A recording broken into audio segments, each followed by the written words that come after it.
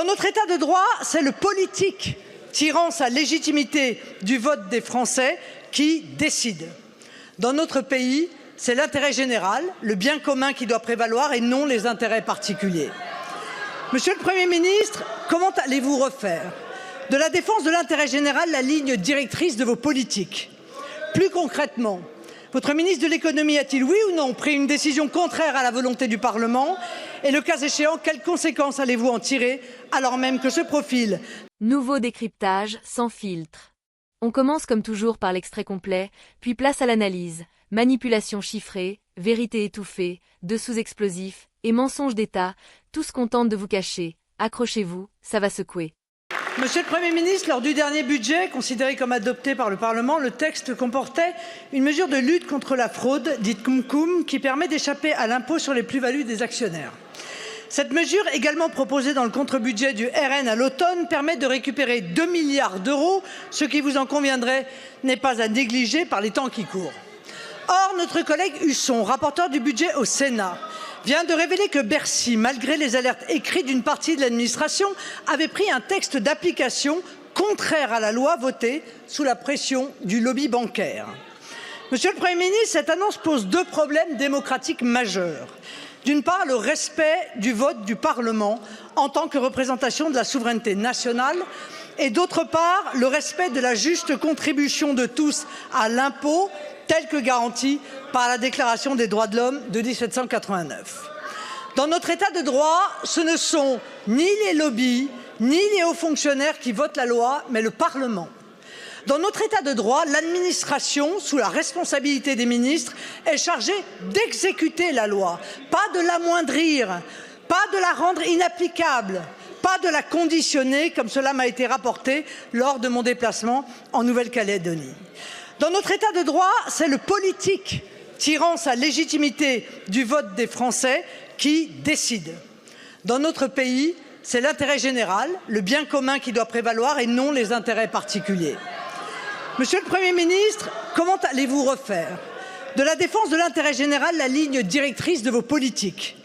Plus concrètement, votre ministre de l'économie a-t-il, oui ou non, pris une décision contraire à la volonté du Parlement?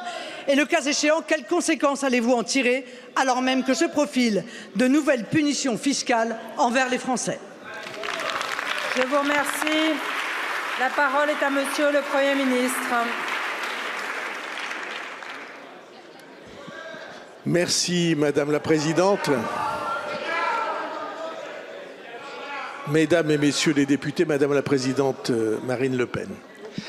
Le procédé que vous évoquez, dit Cumcum, ce procédé que vous évoquez consiste pour des détenteurs de titres à faire porter par la banque ces titres le temps du versement des dividendes, donc de ne pas payer l'impôt sur ces titres et de reverser ensuite à leurs propriétaires le résultat de ce procédé. Et nous avons en effet, dans le projet de budget, indiqué que ce procédé n'était pas acceptable. Et donc c'est à juste titre qu'il y a eu un contrôle parlementaire sur ce texte, qui est à bien des égards assimilable, non pas à une fraude parce que c'est légal, mais contre l'esprit de la loi. Et donc j'ai tout à fait l'intention de regarder, je ne connaissais pas, je dois le dire, le texte que vous indiquez, que monsieur le rapporteur général Husson a découvert dans son contrôle sur place et sur pièce.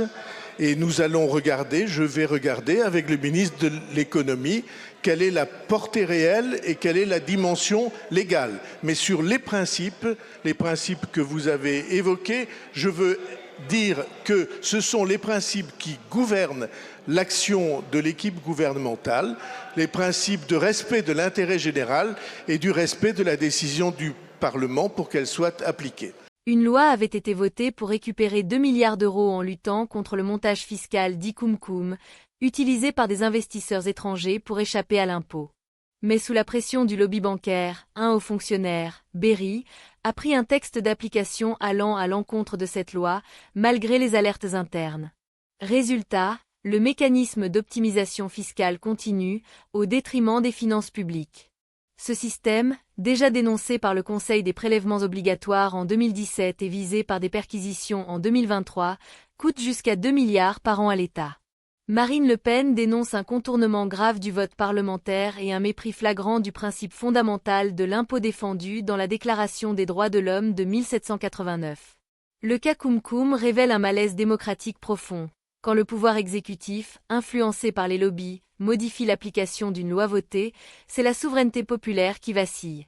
2 milliards d'euros sacrifiés sur l'autel des intérêts privés, en pleine crise sociale, c'est un scandale qui mérite d'être connu et combattu.